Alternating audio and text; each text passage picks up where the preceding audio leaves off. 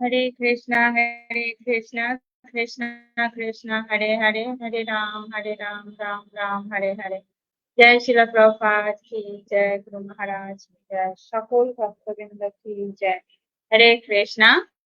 তো আজ আমাদের বৈদিক প্রশ্ন উত্তরে এর 227তম পর্ব। এই 227তম পর্বে জানাই কৃষ্ণ প্রীতি, শুভেচ্ছা, অভিনন্দন, নম্র প্রণাম।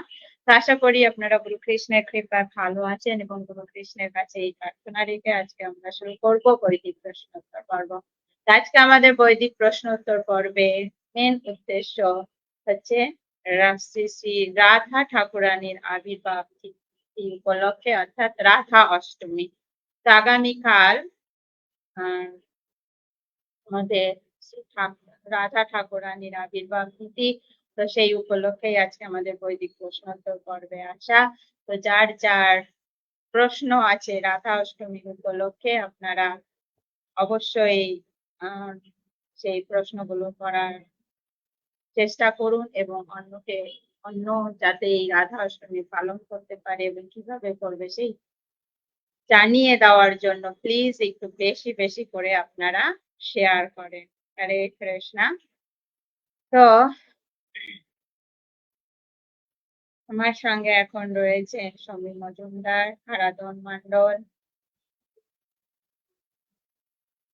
আপনাদেরকে অসংখ্য অসংখ্য ধন্যবাদ এবং প্রণাম। রূপা হালদার মাতাজি, হরে কৃষ্ণ, প্রণাম।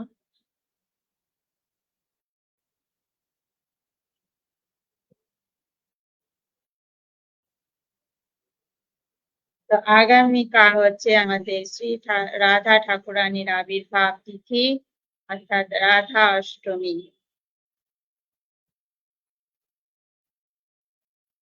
তো সেই উপলক্ষে আজকে আমাদের বৈদিক প্রশ্ন উত্তর পর্ব। আশা করি সকলে রাধা অষ্টমী উপলক্ষে যার যা প্রশ্ন আছে সেই প্রশ্নগুলো আপনারা করতে পারেন এবং এই যে রাধা অষ্টমী উপলক্ষে ছাড়াও আপনাদের যদি কোনো রকম কোনো প্রশ্ন থেকে থাকে সেই প্রশ্নগুলো আপনারা করতে পারেন এবং অপরকে প্রশ্ন করার সুযোগ করে দেওয়ার জন্য প্লিজ একটু বেশি করে আপনারা শেয়ার করার চেষ্টা করবেন, এটা আশা রাখছি। এসেছেন সরস্বতী রাধা রানী দেবী দাসী, হরে কৃষ্ণ, প্রণাম প্রণাম। ইন্দাল, হীরা দেবী মন্ডল, রাধে রাধে। রাধে রাধে, হরে কৃষ্ণা। আপনার চরণে প্রণাম হীরা দেবী মন্ডল মাতাজি। আশা করি আপনারা সকলে খুব ভালো আছেন এবং রাধা অষ্টমী উপলক্ষে আপনারা নিশ্চয়ই খুব প্রস্তুতি নিচ্ছেন।